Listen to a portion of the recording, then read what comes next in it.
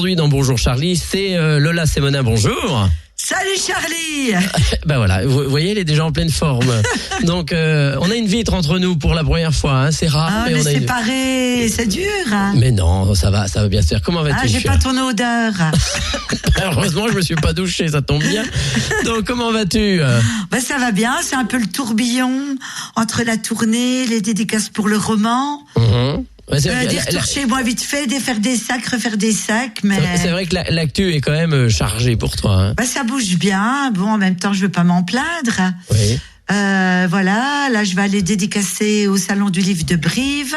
D'ailleurs, si tu as des auditeurs qui ont des potes à Brive... Eh ben, la semaine dernière, on avait Mathieu Mendez, on nous a appelé de l'Ariège, donc c'est pas très loin. Bon, c'est jamais des potes à Brive qui veulent bien venir me voir au Salon du Livre de Brive, parce qu'en plus, toute ma famille, elle vient de la Corrèze. Ah oui. Et je voudrais quand même, parce que au Salon des Modous à Besançon... Donc t'es comme François Hollande, c'est pareil. C'était la même c'est pas tout à fait quelque pareil, part dans l'arbre généalogique, ça va peut-être toucher Hollande alors. Au Salon des Modous, j'ai battu le record. D'accord. J'ai fait, 250 signatures. Et il y avait un Corrézien à côté de moi, je me foutais de lui parce qu'il faisait rien du tout. Et là, je me retrouvais là-bas à Brive avec ces Corésiens. Donc, je voudrais bien qu'on ameute un peu la population de Brive pour qu'elle vienne me rencontrer. En attendant, avant d'aller à Brive, t'es avec nous, donc ici en Bourgogne-Franche-Comté, parce que tu vas beaucoup tourner avec ces 30 ans de carrière. Donc, ça fait 30 ans. Ça veut faire quoi? C'était en 83, alors, la première fois. Fin 82 à Morteau et 83 les petits villages. Et quand je pense qu'on s'est fait une première bise en 84... t'avais pas t'étais de barbe, jeune. hein. Et je te remettais à l'époque, certains se souviennent d'une radio qui s'appelait Radio 2000, dans laquelle je t'avais reçu, et à l'époque je passais des sketchs, et je passais tes sketchs, c'était une émission s'appelait les hits des comiques, et remis une belle coupe, que j'avais achetée personnellement, une coupe de foot. En plus tu l'avais achetée personnellement. Voilà, et que je t'ai remis à la Fnac de Dijon. Donc, ça c'était génial. Voilà, d'autant que tu sais, j'ai fait beaucoup de compétitions de ski, et à l'époque les filles on était vraiment méprisées. Et donc, les garçons avaient des coupes jusqu'au tout petit. Et nous, quand on arrivait aux filles, on n'avait plus que du fart pour les skis, même quand j'arrivais première. Alors là, quand tu m'as donné cette coupe, je me suis dit, c'est ma vengeance. Voilà. J'espère que tu l'as pas vendu à un vide-grenier, un truc comme ça. Ah bah non, attends, j'en ai eu qu'une pour toute ma carrière. Tant mieux. Bon, depuis, il y a eu beaucoup d'eau sous les ponts. Il y a eu donc le premier spectacle que tout le monde a vu, hein, où la Madeleine était dans sa ferme. Non, le tout premier, c'était dans la cuisine. Ah oui, la ferme, c'est après. Voilà, ouais. Donc, et la cuisine revient, puisque dans cette nouvelle tournée, t'as remis en place une cuisine. Alors, elle a changé la cuisine ou pas? Elle est à l'identique de la précédente, sauf que le buffet en formica est un peu plus coloré. Elle est vraiment à l'identique. Bon, la cuisinière est plus moderne. Et tu sais que le formica, c'est devenu très tendance. Il paraît et très cher en plus. Et à Paris, ça vaut bonbon. Hein. Ah oui, il paraît que tout le monde revient avec son formica finalement. Déjà, mon buffet en formica, là, je crois qu'à Emmaüs, je l'ai pour presque 80 €. Hein. Oh, c'est énorme.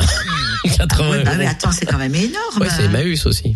Pas non plus exagéré. Non, mais à Paris, tu aurais trouvé à 500 €. Et à ce prix-là, ils te livrent pas, non? Non, ils te l'ont pas livré. Ils me l'ont livré, oui. Ah, bien, parce que t'étais la Madeleine. Oui, mais Emmaüs, tu sais, t'as vu les torchons que je leur file, hein. Tu te rappelles que le torchon percé, oui, tout à fait. Dans mon spectacle, depuis le premier spectacle, ça c'est un gimmick que j'ai gardé dans tous les spectacles. On voit le torchon percé. Oh bah celui-là il a fait son temps, je vais le donner à Emmaüs. Ouais. Alors si je fais un petit parallèle avec le livre, parce que justement on va parler beaucoup de ce livre, parce que justement la Madeleine, on connaissait un petit bout des bribes de son histoire, de son enfance, pas mal de petites choses pendant les spectacles, mais on savait pas le fond, quoi. On savait pas moi ce qu'il y avait autour. Qui t'a proposé de raconter cette histoire de la Madeleine? Flammarion, je leur avais demandé, j'avais déjà fait un bouquin chez eux qui racontait la jeunesse de la Madeleine, et puis qui s'arrêtait dans les années 90. Donc je leur ai demandé si on pouvait continuer ce bouquin. Et puis le directeur littéraire, Thierry Billard, il me dit « Ah non, j'ai une meilleure idée. J'aimerais que vous écriviez la vie de la Madeleine. » Mais il connaissait déjà, lui? Ah oui. D'accord. Oui, il connaissait bien. Et moi je me dis « Mais c'est génial !» Je vais écrire la vie de la Madeleine. J'avais jamais pensé, moi qui aime la littérature. Alors, quand j'ai commencé l'écriture, au bout de 300 pages, elle n'avait que 8 ans. Ça avait déjà beaucoup. Alors, je les ai appelés, j'ai dit, écoutez, je suis partie à la recherche du temps perdu retrouvé, là. J'ai 300 pages, elle a 8 ans. Je pense qu'il faudra faire au moins 3 tomes. J'aimerais bien 3 tomes, oui, parce que là, bleu, le livre, blanc, rouge. J'ai commencé, je dis, je suis pas comme Bernard Pivot qui lit un bouquin en 2 nuits. Donc, j'ai bien commencé, mais quand j'ai vu qu'il faisait 450 pages et puis que finalement, elle avait que 14 ans à la fin. Il te fallait 3 ans? En gros. Donc, mais il va y avoir combien de tomes? Je pense j'aimerais bien 3, parce que ça ferait bleu, blanc, rouge. Est-ce que la vente, ça va dépendre de la vente aussi? Comment? Ça va dépendre de la vente du premier aussi? Non, de toute façon, il faut qu'il y ait... non, ça va dépendre si le 2e tome qui va concerner la guerre de 40, parce que le premier, c'est 1925-1939. Donc, je rappelle pour les auditeurs que ce n'est pas ma biographie. Je ne suis pas née en 1925, parce qu'il y a des gens qui ont lu le bouquin... Malgré tout, tu te rapproches tout doucement de l'âge de ton personnage. Oui, mais attends, il y a des gens qui ont lu le bouquin et me disent « Oh, je savais pas que vous aviez eu une vie si dure. » Je dis « Ah non, je ne suis pas née en 25. » Donc, si tu veux, c'est vraiment la petite histoire dans la grande histoire. Hein. Tu vois, c'est vraiment une saga d'un morceau de la France. D'ailleurs, il y a une Brésilienne que j'ai rencontrée à une dédicace qui avait lu le livre. Elle m'a dit, j'ai vraiment compris ce qu'était la France de cette époque. Une partie de la région, mais je pense que c'était un peu partout en France. Oui, parce que c'est très, très documenté. Oui, après, ça résonne, ça fait écho. Oui, après, c'est les mots, c'est le langage qui est un petit peu différent. Mais oui, moi, j'ai voulu que ce soit la Madeleine qui parle et j'ai voulu trouver sa musique. C'est quand même littéraire, c'est pas une écriture parlée, mais je me suis régalée dans les dialogues, par contre, que j'ai vraiment écrit comme c'est parlé. Alors, ce qui est bien, c'est que on sent le côté régional dans le livre, mais c'est pas trop non plus patois. C'est-à-dire que c'est assez accessible à celui qui est dans le Sud-Ouest qui va le lire. Ah oui, c'est vraiment un livre, c'est comme mes spectacles, hein, c'est vraiment universel. Et quand il y a des mots de Franche-Comté, la pelle à chenille, le tuer, là, cette grande cheminée où on fume les saucisses, il y a un Astérix et puis un Astérisque. Oui, et puis Obélix à côté. Astérix, un Obélix. Pour les plus gros. Et puis c'est expliqué en dessous, quoi. D'accord. Oui, bien sûr, il fallait que je garde ces mots-là. Bien sûr, parce que c'est la couleur aussi du pays, quoi. Et tu penses que ça va, déjà par rapport à toi, ça a plus de tendresse encore pour le personnage? Oh là là, alors là, la Madeleine, je l'aime encore plus qu'avant, parce que d'avoir imaginé, puis tu sais, d'avoir imaginé cette enfance, d'avoir imaginé ce qu'elle ressentait, ça m'a aussi connecté avec mes émotions à moi. Et puis en plus, j'entendais les écrivains dire que les personnages menaient leur propre vie, mais là, je sais pas, vers le chapitre 14, donc non, t'as dû t'endormir avant. Avant, oui. À un moment, elle est sur la place, tu sais, elle bosse, elle trime depuis l'âge de 6 ans. Elle est sur la place des Gras parce qu'elle était là avec son papa qui portait le lait.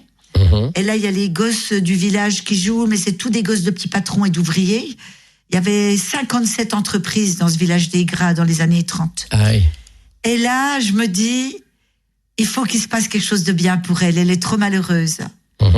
Et là, j'ai une vision, comme si tu regardais un film, comme si tu rêves, et je vois un gamin roux qui surgit sur des échasses.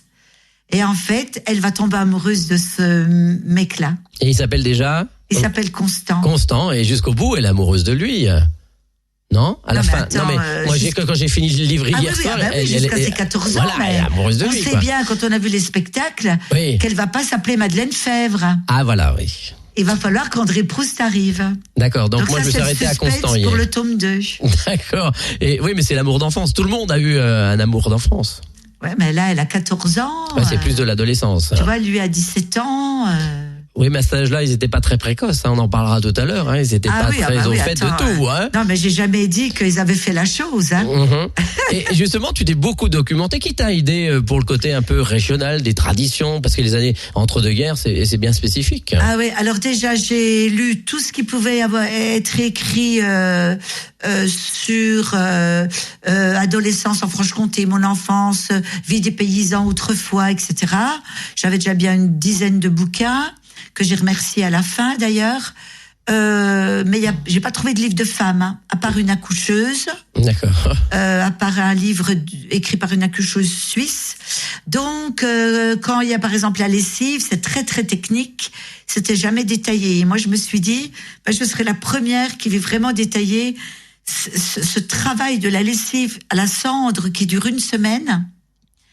Et j'avais 2 référents, donc à qui j'ai dédié le livre, Claire Mougin et Laurent Imbert. Ce sont des paysans, ils ont maintenant 85 ans. Et eux, je les appelais et je leur lisais des chapitres. Et elle me disait, oh, mais arrête-toi, mais ça va pas du tout, ça. T'as mis la cendre sur le linge. Tu vois? Et elle était géniale, elle, parce qu'elle a jamais lu un livre. Puis des fois, elle me disait, oh, c'est bien écrit, ça, c'est beau. Elle me disait, oh, ça fait plus vrai que vrai. Elle me dit, tu vois, faut que les gens, ils croient que t'as vécu cette époque. Tellement ça moi, ce que j'ai lu, c'est vraiment, on s'y croit. C'est pour ça que je dis que ça peut être national, parce que chacun a pu vivre dans d'autres régions ce genre d'époque, et de toute façon, c'était la même chose pour tout le monde. Tout le monde était dans le monde paysan à l'époque. Voilà, oui, exactement. Je voulais que ce soit. Moi, j'aime le roman documenté, quoi. Déjà pour Le Cri du Milan, tu sais, le roman d'avant qu'avait fait en 98, c'est ça. Déjà pour ce roman-là, je m'étais beaucoup documentée sur le vocabulaire de la planche à voile, de l'aviation, tu vois, pour trouver tout un vocabulaire très riche pour cet oiseau. Et là, moi, j'adore me documenter. C'est comme si, enfin, j'étais à l'école, à mon école de rêve. Parce qu'à l'école, j'avais l'impression qu'on m'apprenait des trucs qui m'intéressaient pas, dont j'avais pas besoin à ce moment-là. Et là, j'adore apprendre. Là, pour la guerre de 40, j'ai déjà lu au moins une dizaine de bouquins. J'ai lu Alias Caracalla de Daniel Cordier, qu'il faut absolument lire. C'était le secrétaire de Jean Moulin.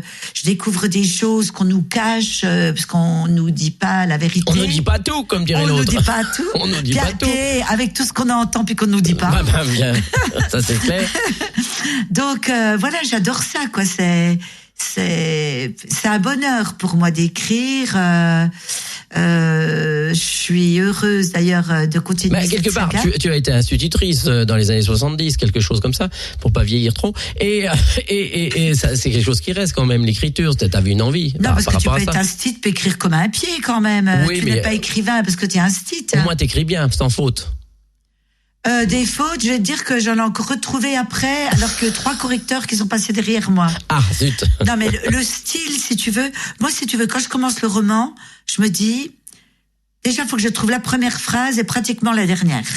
Là, c'est, je suis née les pieds devant au printemps. Là, il y a un ton, si tu veux, qui est donné. Ensuite, il faut que je trouve quelle va être la musique d'écriture. Ça, c'est le style. Donc, si tu veux, tu peux être un style et puis ne pas avoir de talent pour le style. Moi, je pense que j'ai un certain talent pour trouver un angle. D'accord. Et puis pour m'y tenir. Voilà. Et là, tu penses que le lecteur ensuite est pris dans une ambiance. Voilà, parce que le lecteur, il faut qu'il soit emmené. Là, les premiers retours que j'ai du roman. Alors, il y en a une qui m'a dit, une paysanne m'a dit, je l'ai bouffé, votre livre. Donc, tu vois, ça veut dire ce que ça veut dire, à moins qu'elle parlait pas au sens figuré. Ah, zut. C'est la crise, hein. On mange qu'on peut. Mais sinon, je préfère qu'elle te dise qu'elle l'a bouffé, qu'elle l'ait mis sous un placard pour essayer de le rendre moins bancal. Oui. Hein, parce que vu la taille, il manque un sacré bout. Non, mais c'est vrai que j'ai beaucoup de retours où on me dit qu'on est pris. Il y en a qui m'écrivent qu'ils peuvent pas s'endormir, qu'ils lisent jusqu'à 4 heures du matin. Parce que c'est vrai que cette petite Madeleine, tu t'y attaches tout de suite. Tu l'aimes, puis t'as envie de savoir qu'est-ce qui va se passer pour elle. Et les personnages autour d'elle, tu vois, Risset. J'avais jamais pensé à Risset enfant. À ce mot, mais même la Madeleine, parce qu'on l'a toujours vue quand même âgée. Oui, donc là, alors c'est quand on a les images dans la tête, on l'imagine enfant, mais on l'imagine avec ses cheveux gris enfant. Non, mais tu vois ce que je veux dire, c'est qu'on l'a toujours vue vieille, la Madeleine. Donc là, on l'imagine enfant, mais quelle tête elle a enfant. Il aurait fallu mettre des photos. À un moment, t'as vu, je dis qu'elle avait des nattes. Bah oui, donc c'est pour ça, des nattes. Oui, on verra ça plus tard. Bon, on va marquer une petite pause et on retrouve Lola Stemonin pour la Madeleine Proust qui est en forme parce que elle fait ses 30 ans de carrière et puis elle parle de ce livre. Donc il s'appelle La Madeleine Proust, une vie de 1925 à 1939 aux éditions Pygmalion, Flammarion. On marque une petite pause et on se retrouve avec Lola juste après.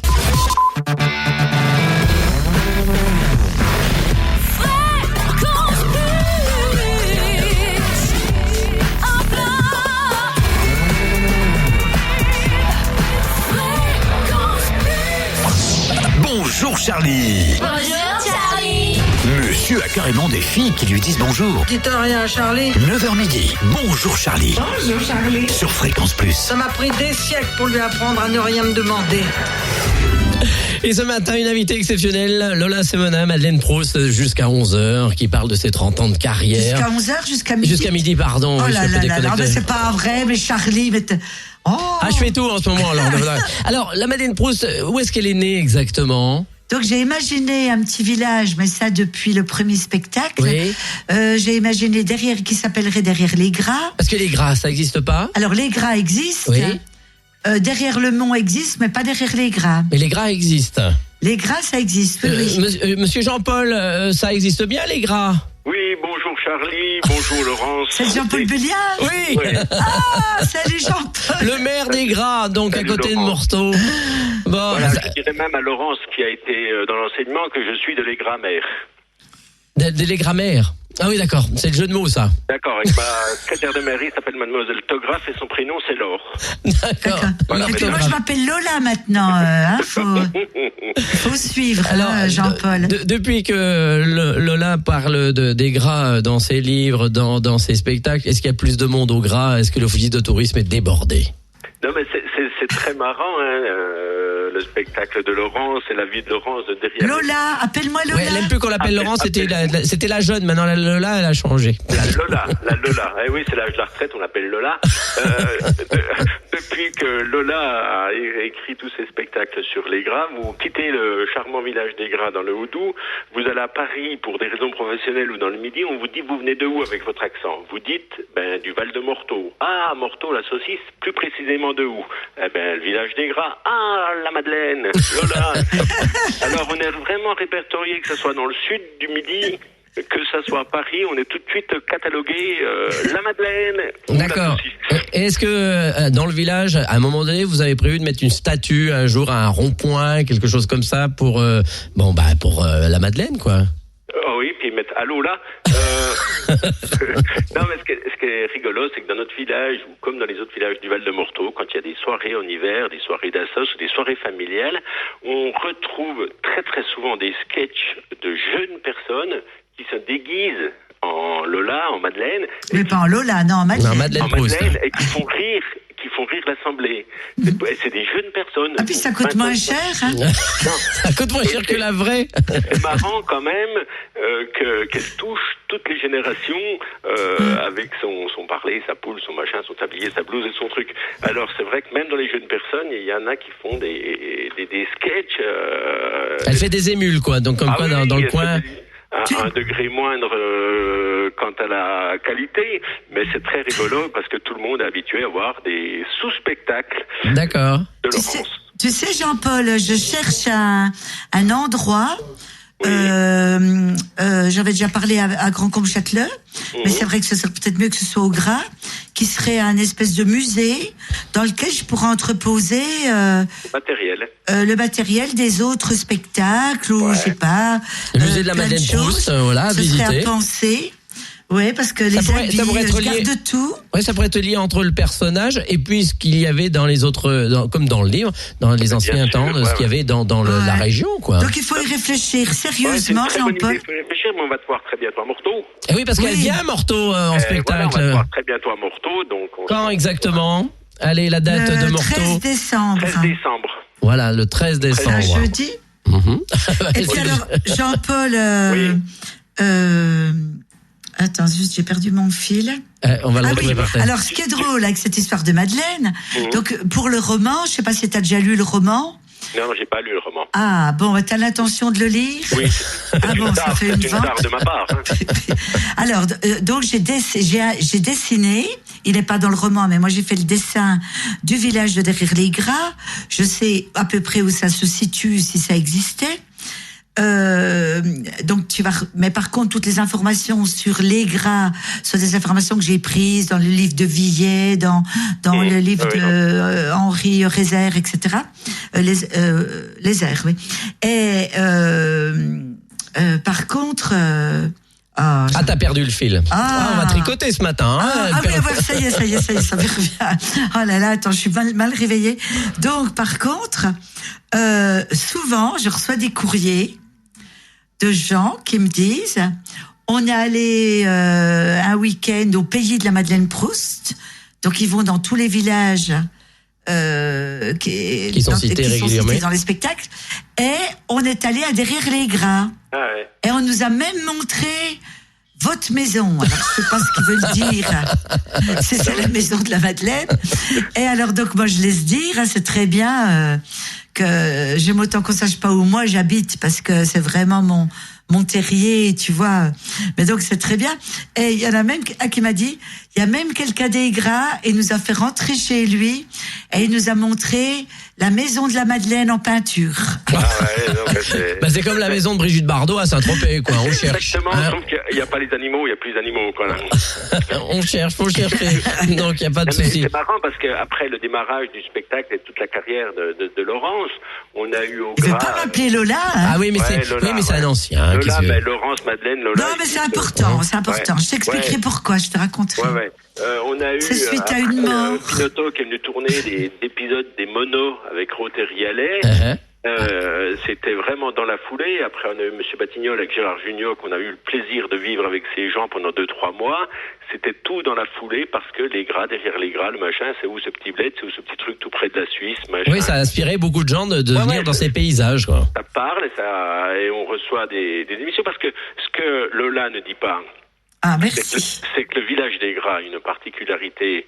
C'est la seule commune en France, sur les 36 000 communes en France, où le maire du village a le plaisir et l'honneur de présenter ses vœux à la totalité de la population le 31 décembre à 19h45 avant l'Élysée, grâce à un réseau télévisé câblé dans le village. Ah bien. Et il présente ses vœux officiellement à sa population sézoise.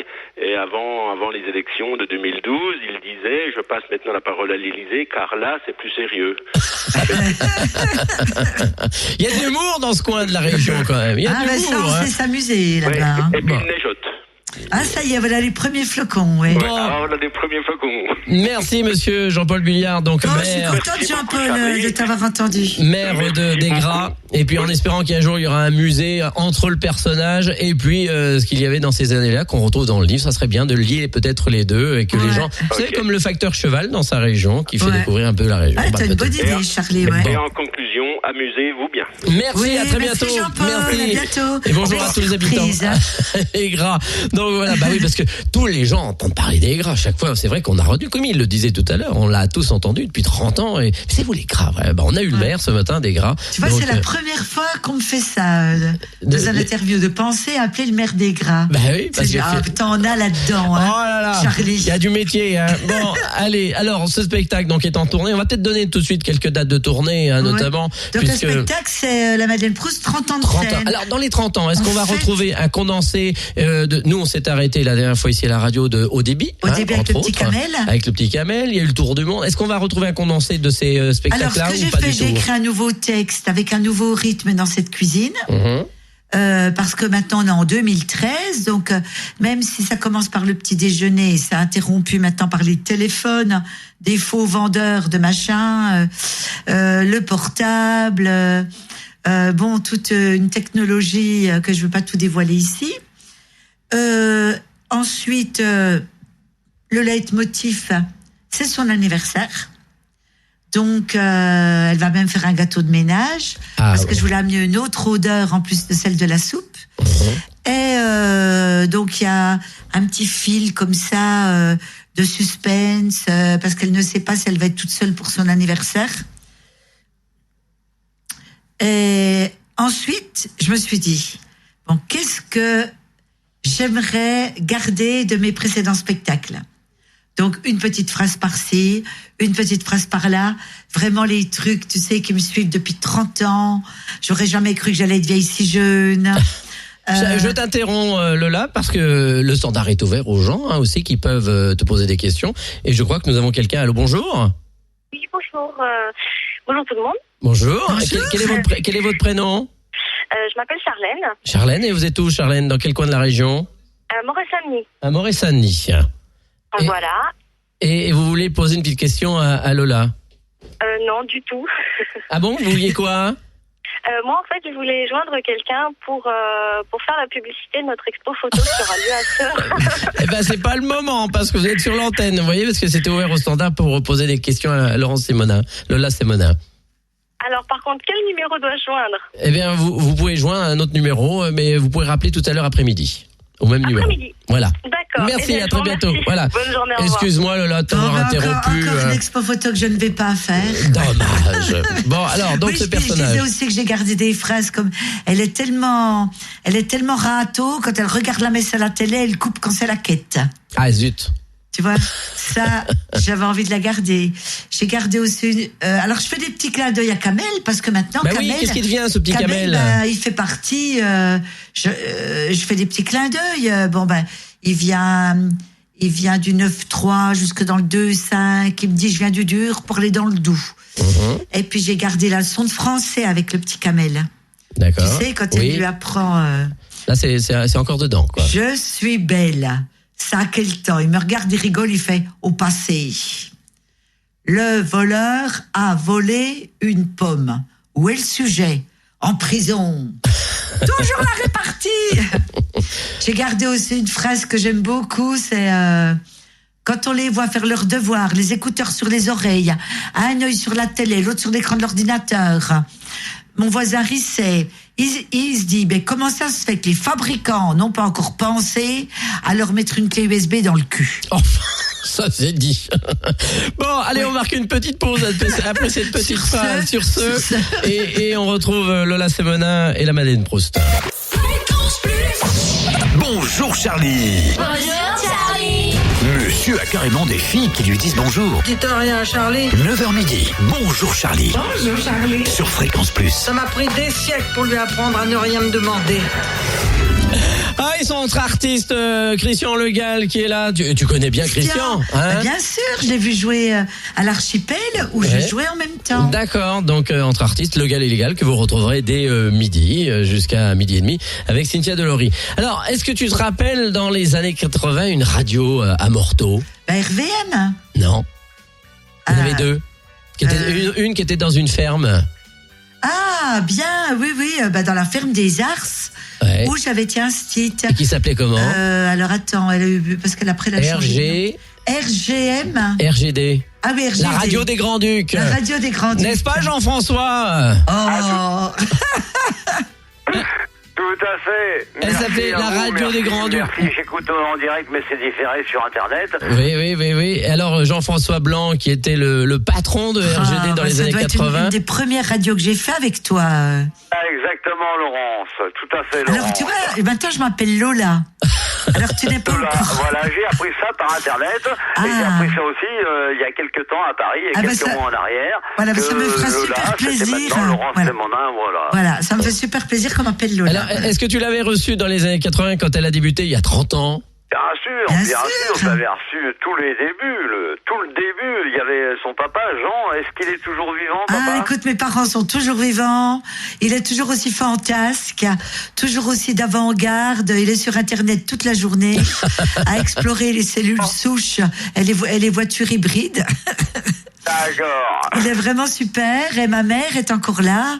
Donc j'en profite beaucoup, je savoure parce que il y a plus beaucoup de copines de mon âge qui ont encore leurs parents, quoi. Alors elle était typique cette radio à Morteau parce qu'elle était dans une ferme. Moi-même ayant fait une petite émission un jour assez folklorique où tout Morteau était monté avec une séance de dédicaces et des gâteaux. On a mangé, enfin c'était plus une émission, quoi. C'était un bordel monstre.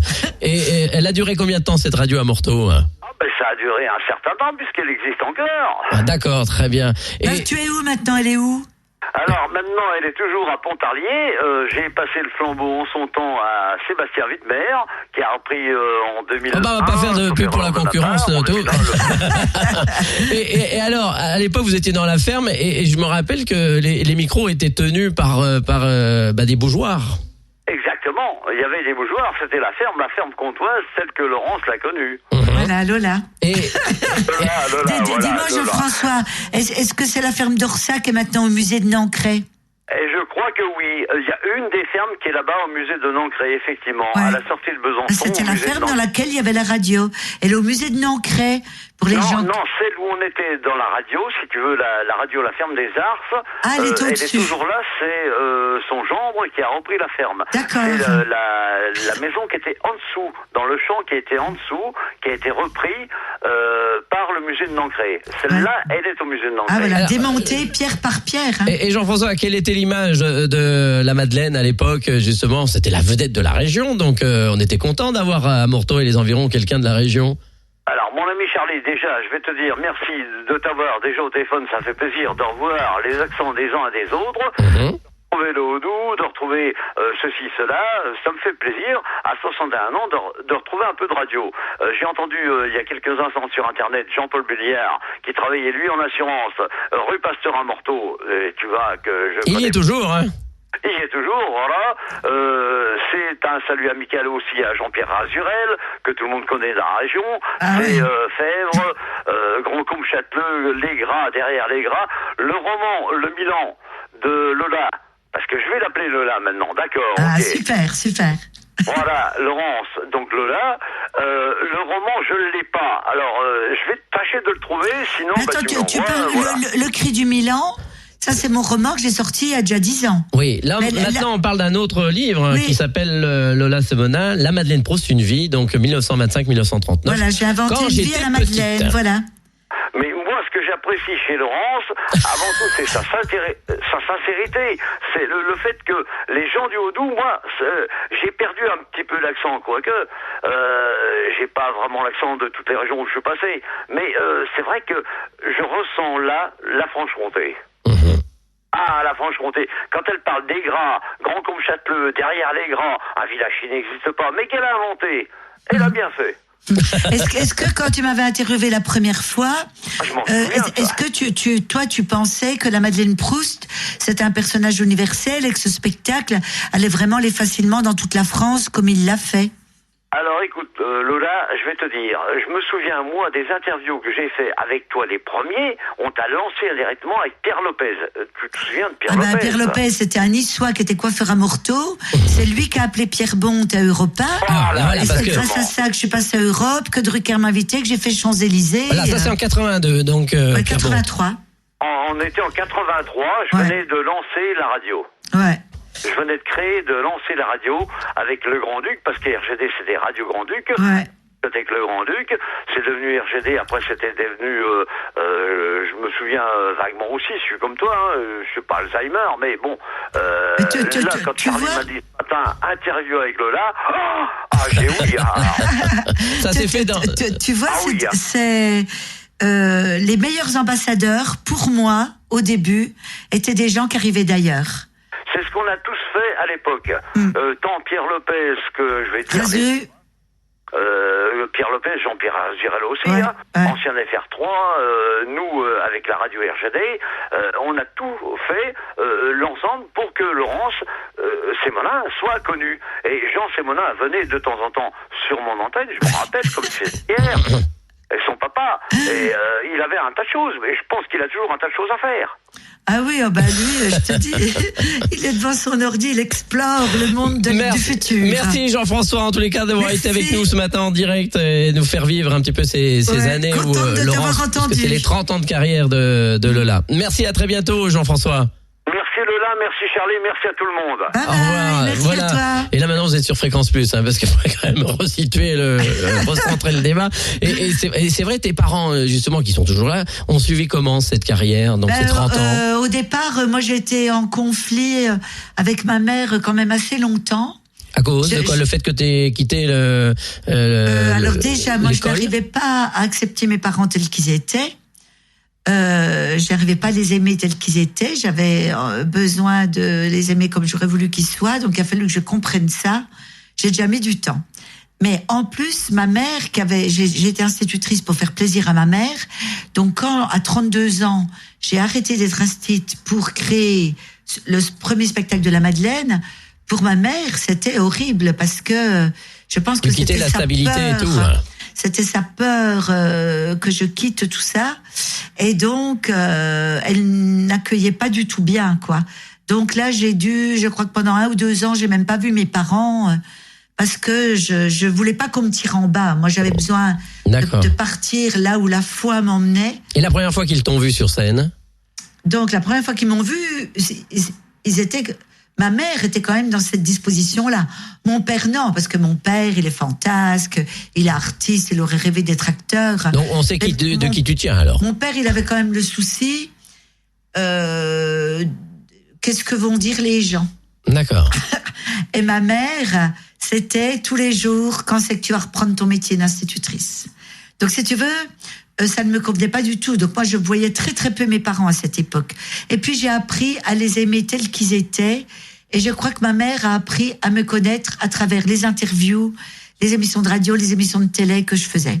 D'accord. Et quand j'ai appris vraiment à les aimer tels qu'ils étaient, à me rendre compte que ils étaient super, quoi. Donc, j'avais 42 ans, tu vois. Donc, depuis, je les bichonne, j'en profite. C'est des gens sur qui je peux compter, qui m'entourent beaucoup. Et moi, j'ai envie qu'ils aient une belle fin de vie. Et je peux pas m'habituer à les voir disparaître maintenant sans avoir les larmes aux yeux comme maintenant. Ils ont 87 ans, ils sont en bonne santé, ils vont super bien. Et je les vois le plus possible vu qu'ils habitent à Morteau, pas loin de la maison que j'ai au-dessus de Morteau. D'accord, donc voilà. La famille est toujours là et c'est important. Ouais, on est tous vivants dans ma famille, alors c'est génial. Alors tes 30 ans, c'est vrai ont été assez mouvementés parce qu'il y a eu le spectacle, ça a bien marché les années 80. 30 ans de scène, malheureusement. 90.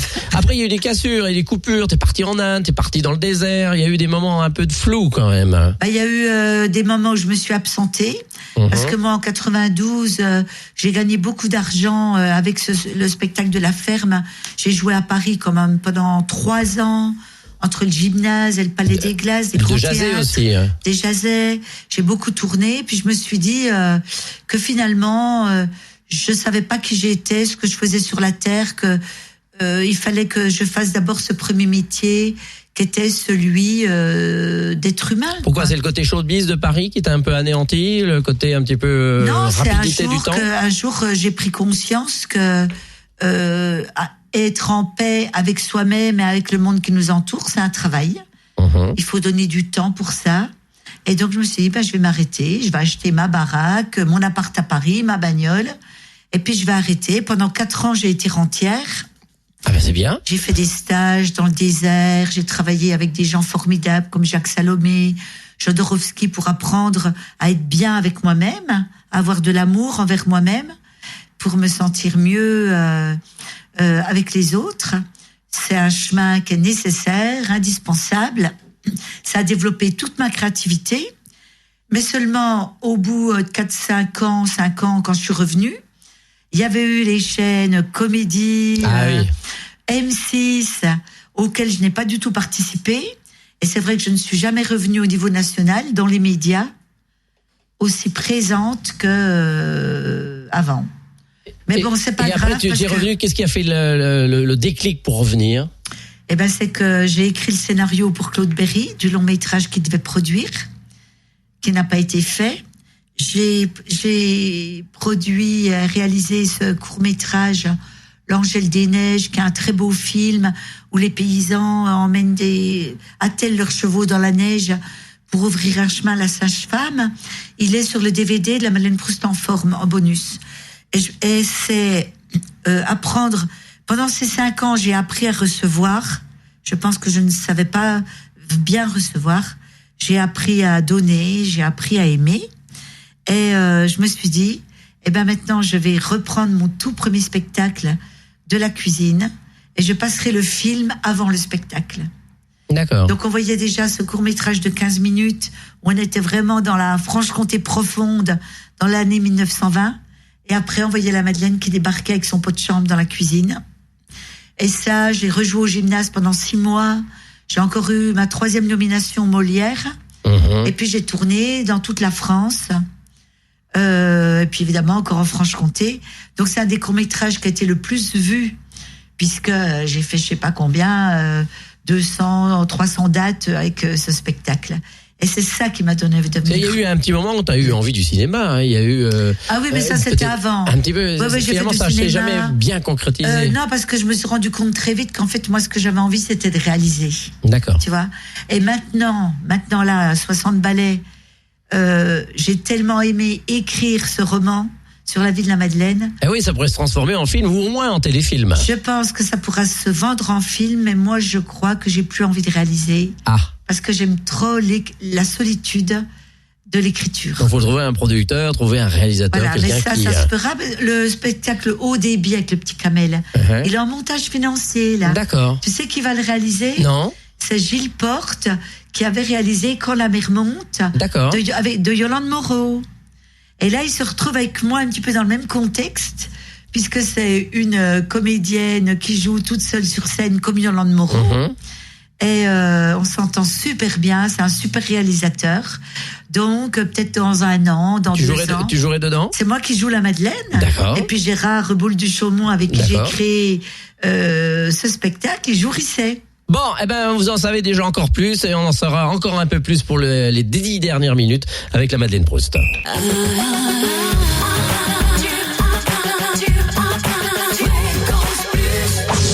Bonjour Charlie. Bonjour Charlie. Monsieur a carrément des filles qui lui disent bonjour. Dites rien à Charlie. 9h midi. Bonjour Charlie. Bonjour Charlie. Sur Fréquence Plus. Ça m'a pris des siècles pour lui apprendre à ne rien me demander. C'est les dernières minutes avec Lola Semonin, la Madeleine Proust. Ça passe vite, on est ensemble depuis midi, depuis 11h. Bah, j'arrive pendant les horaires, c'était le changement depuis le week-end dernier. Mais il y en a un qui voulait lui dire bonjour avant de terminer, parce qu'il écoute Fréquence Plus depuis de longues années. Il est dans le Haut-Doubs, c'est Bertrand, notre cantonnier de Boujaille. Bonjour Bertrand. Bonjour Lola, bonjour Charlie. Bonjour. Alors un vrai cantonnier comme on les aime. Est-ce qu'il neige du côté de Boujaille ? Ça neigeote de temps en temps, oui, c'est vrai. Bon, qu'est-ce que ça vous inspire, la Madeleine Proust, Bertrand ? C'est un peu toute notre jeunesse et je vois qu'elle n'a pas changé de voix.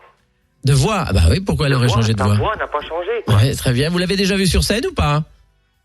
Oui, je l'ai vu une fois, oui. Je sais plus où c'était, mais je l'ai déjà vu, oui. Et j'ai pas 102 ans, donc en fait, vous n'avez vu que le premier spectacle il y a 30 ans. Peut-être bien, oui, certainement. Et alors pourquoi tant d'infidélité ? Ben, ça repassera peut-être par Boujaille, hein, c'est pas là. Boujaille, c'est pas là. Hein. Bon, je joue le dernier spectacle à Besançon quand même, fin janvier. Ah d'accord, ok. Ça fait plaisir de vous entendre parce que ça fait longtemps et qu'on vous a pas entendu, donc voilà quoi. Pourtant j'en fais des choses. C'est une fidèle de Fréquence Plus en plus. Et votre voix n'a pas changé du tout. Ah ben voilà, c'est ça de voix. Bon, merci Bertrand, à très bientôt, bon appétit. Merci, au revoir. Bientôt, merci. ciao. À bientôt. Voilà, des fidèles toujours. Alors, on reparle quelques secondes de ce livre. C'est le premier tome qui est sorti. Et cette vie de 1925 à 1939 pour la Madeleine, c'était une rude vie finalement. Puis les filles, c'était pas facile pour elles. Ah là, la vie est dure. La mère embauche les gosses. Tu sais, comme je disais dans mes spectacles, l'aînée reprend la ferme, une fille au couvent. Et puis, l'aînée reprend la ferme. Oui, une fille au couvent, puis le cadet au séminaire pour racheter tous les péchés de la famille. Et je me rends compte dans le livre que finalement, ce qui est dur, c'est la fille de la famille s'occupe de tout. Madeleine, c'est l'aînée. Oui. Là, dès l'âge de 6 ans, elle aide déjà parce qu'il y en a déjà 4 derrière. La maman est dure en plus avec elle. La mère est dure, oui, ça je le disais déjà dans les premiers spectacles. Et puis après, il bosse toute la journée, donc elle se rend même pas compte. Elle arrête l'école de bonne heure en plus à cette époque-là. En plus, on l'oblige à arrêter l'école parce que la mère fait des phlébites quand elle est enceinte. Ah oui, en plus, elle a eu 9 enfants. Ouais, il y a beaucoup de paysans, de petites paysannes qui auraient voulu continuer l'école et puis qui ont dû l'arrêter. Alors, ce qui est étonnant, c'est dans la fin du livre, dans les derniers chapitres, on apprend que les petites filles ne se rendent pas compte comment font les bébés, par exemple, les choses comme ça. Ça c'est dans toutes les générations. C'est vrai que je pense que moi je l'ai fait un peu évoluer parce qu'à 14 ans, elle apprend qu'il faut que les choses déshonnêtes se touchent. Ah oui, c'est les choses déshonnêtes. Pas se pénètrent. Parce qu'elle se regardait même pas, elle savait même pas comment c'était fait. C'était interdit par la religion. La religion catholique a une emprise totale sur ces gens-là.